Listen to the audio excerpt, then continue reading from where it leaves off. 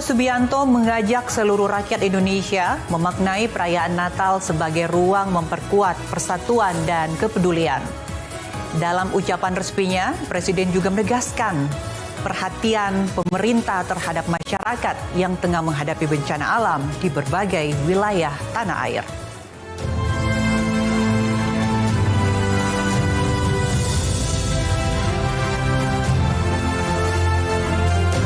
Di tengah suasana perayaan Natal, Presiden Prabowo Subianto menyampaikan pesan kebangsaan yang menempatkan empati dan solidaritas sebagai nilai utama. Pemerintah menurut Presiden tetap menaruh perhatian besar pada masyarakat yang terdampak bencana alam di sejumlah daerah seperti Aceh, Sumatera Utara, Sumatera Barat, dan wilayah lainnya. Perayaan keagamaan ini dihadirkan sebagai momen refleksi bersama, sukacita tidak memisahkan bangsa dari duka yang sedang dialami sebagian saudara sebangsa. Sejalan dengan itu, Presiden juga menyampaikan doa agar masyarakat terdampak bencana senantiasa mendapat perlindungan, kekuatan, dan keringanan atas cobaan yang dihadapi.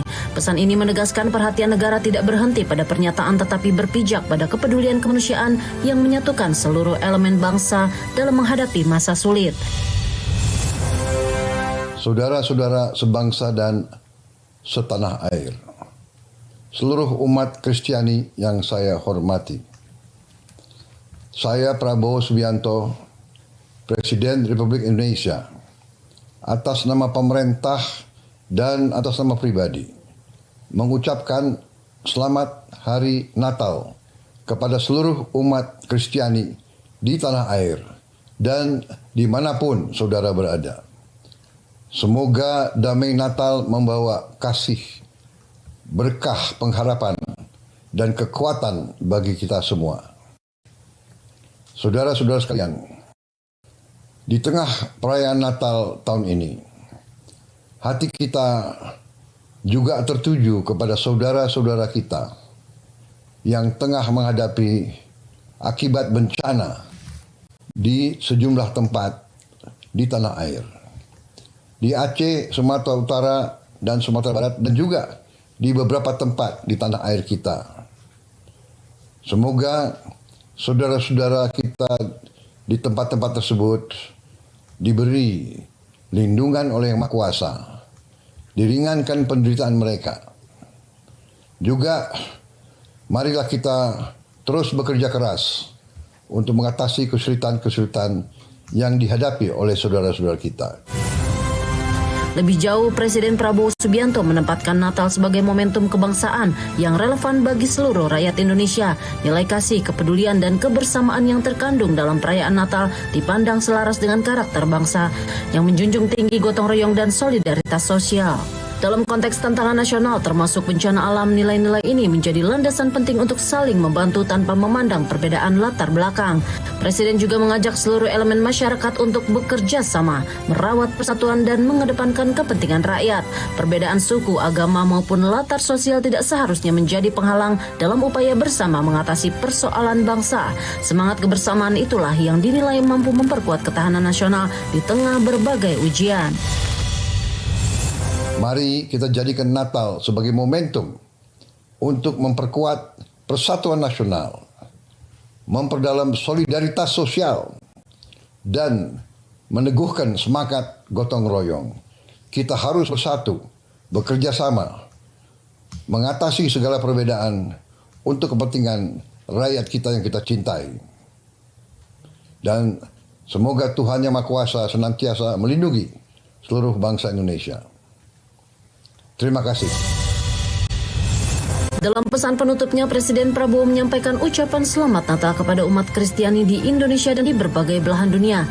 Ia juga menyampaikan harapan agar damai, kasih, dan pengharapan Natal menyertai seluruh rakyat Indonesia, serta memanjatkan doa agar Tuhan Yang Maha Kuasa senantiasa melindungi bangsa Indonesia. Presiden Prabowo Subianto memberikan arahan kepada seluruh jajaran pemerintah untuk terus bekerja tanpa henti dalam menangani dampak bencana di Sumatera. Adapun fokusnya yakni keselamatan warga, pemenuhan kebutuhan dasar, serta pemulihan kehidupan masyarakat.